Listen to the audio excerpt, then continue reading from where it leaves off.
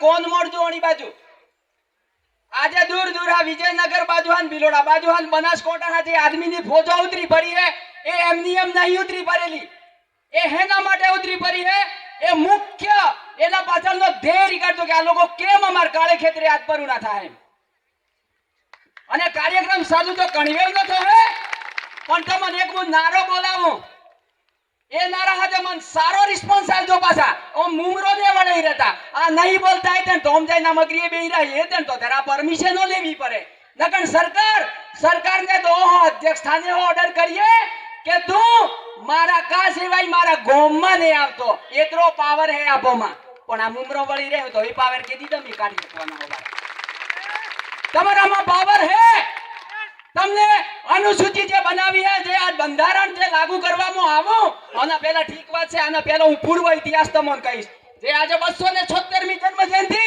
તિલકામાંથી એણે અંગ્રેજ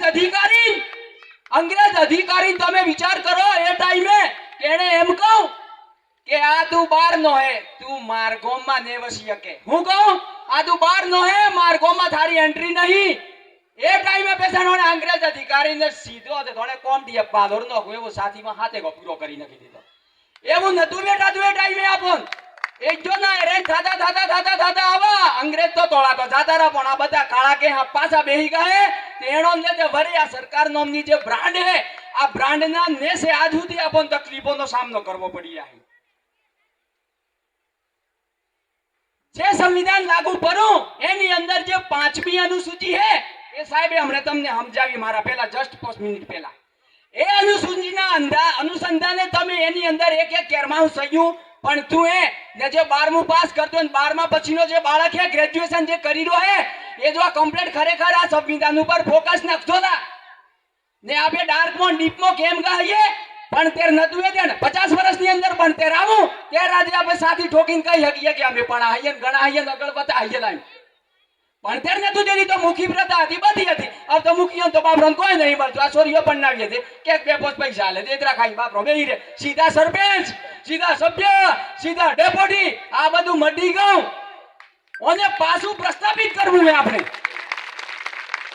ઓને શું કરવાનું હે પાછું પ્રસ્થાપિત કરવાનું હે આપણે એટલે જે આપણો જે આર્ટિકલ ને અનુચ્છેદ આલેલા હે શરૂઆતનું બંધારણ થયું તેથી 8 અનુસૂચિઓ હતી અને 22 ભાગ હતા અને 395 અનુચ્છેદ હતા જેમ વખત ધીરે ધીરે ગો એમ સંશોધન થયું ધીરે ધીરે આ નવા આવી 12 સૂચિઓ બની કેટલી 12 સૂચિઓ આ 12 સૂચિઓમાંની આપણ પોસ્ટમીન 60 અનુકૂળ પડે ને એ આપણે બાની સંજીવની જડીબુટ્ટી હે જીવનાનો આધાર હે અને જો આ તમે પોસ્ટમી અનુસૂચિ ને સમજી શકો અને આર્ટિકલ 244 બેન ને સમજી શકો તો તમે કોઈ જ ન કરી શકો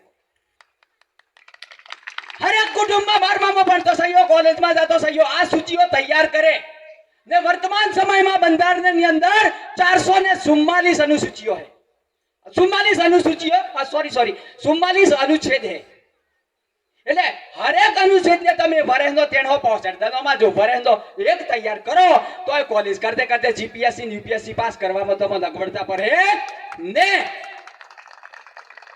પણ હોતો તરવો ને પણ હોતો આલે હો નકન આ ખૂણો ખોસરોમાં બેહી રહ્યો એમએસ તમે બેહી રહ્યો હું તમને જ્યાદા તો કોઈ લેક્ચર નહીં આલતો પણ તમે બે ત્રણ શેર એવા કહો કે તમે એમ કહો લે કે આ બધું કે હું હીખાવ પણ આઈએ તેર હીખાઈએ કણા એમ કે તમે તો ટ્રાઇબલ હો કણા એમ કે તમે તો વનબંધુ હો કણા એમ કે તમે તો આદિવાસી હો ના તમે આદિવાસી હો ना तो मैं आदिवासी हूं मैं इस देश का मूल मालिक हूं मैं owner of India the first society હું આ દેશનો પહેલો નાગરિક હું પેશન્ટ તમે તો હવેલી પર જાઓ જ્યાં તમે કદમ રાખો એ પેલું જંગલ પેલું નદી ને નાળું પાર કરવું હોય ને તો આ ટોટિયા બીજારવા પડે ત્યારે નદી નાળું પાર કરી શકીએ એમ તમારો વિશ્વાસ અને તમારા હોંસલો બુલંદ રાખો તો હું નહીં માનતો કે તમારી કરિયર ઉપર કોઈ હોશ આવે ને તમારી મંજિલને મળતા તમને રોકી શકે કોઈ समंदर एम के मैं सबसे बड़ा गहरा हूं फिर भी मैं समंदर को चैलेंज करता हूं मैं तुझ पे सवारी करता हूं जज्बा रखो दुनिया मोटी है, लोबा पड़ी है। हमारू कोम है फूटेला नागरिकों में ऊर्जा भरवानु कोम। આવનારા સમયમાં જેમ જેમ આપણે આગળનો કાર્યક્રમ કરતા જાઉં, આજે કાળા ખેતરાનો બનાવ જે બન્યો, હજુ સુધી કોઈ લીગલી પ્રોસેસમાં કોઈ મને હજુ મેસેજ સાહેબ મળ્યા નહીં ટોટલી. આજે સરકાર કેમ નહીં વાપરતી? તો સરકારને કોણ ખોદીનો હા કહીએ કે સરકાર તું બાદમાં હે મોટેલો મારું તને હોપડવું પડે. પણ એ ક્યારે હોપડવું પડે? તમારી જોડે ભણતરનું ઘડતર હોય, તમારી જોડે ભણતરનું ઘડતર હોય તો તમે મારા ચેલેન્જ મારી કહી શકો કે સાહેબ આમ થાય. આ તો ઓફિસોમાં જઈએ તો મુમરો વળી રહેવા, નો હઈએ તો મુમરો વળી રહેવા. અલ્યા થોડાક તો વિચાર કરો, મગરોમાં હા નેહરાઈએ શિક્ષણ આવું હે. આ કાળો ખેતરો કે હેઠેટા ખૂણે ખૂણે નેહાળો આવી ગઈ હે. અને દરેક કામની જવાબદારી એ શાળામાં શિક્ષક શું કરે? રોતાય બકે કે નહીં રોતાતું? પંચાયત આવીએ તો પંચાયતમાં હાજરી આવીએ, પેછણ ઓગણવાડીમાં જઈએ, આજે ઓગણવાડી વાળીઓ હરકી રોતે કે નહીં રોતી, આ કટ્ટો આવે છે કેમ નો જાય એ ઢાવું રાખવું પડે. અમે કોઈની શરમ નહીં રાખતા, અમે કોઈનું ખાતાય નહીં. તમારો વેરીએ જાવું આ ન સરપંચ ને સભ્યન જોજો, સભ્યન ક્યારે બોરે થઈ જાય ને રોડે થઈ જાય ને તમે બાજુમાં બેઠા બેઠા તાતો કરો. ખોટું એમ કેજો 5 વર્ષની અંદર એ માણસ કેટલી તરક્કી કરે છે. અલ્યા તમે એને તો જુઓ, પેલો બાજુમાં હે જો હું કરી રહ્યો હું એનાની ટીકા ટિપ્પણી કરું, મનમાં એવું વિચારો કે હું પણ એના જેવો થઈ ગયો. વિચારી શકો કે નહીં વિચારી શકો? કોકના ડુંગરા જોઈને કે કોકનો મેલો જોઈને બળીને જવાય, પણ પ્રયત્નો કરાય.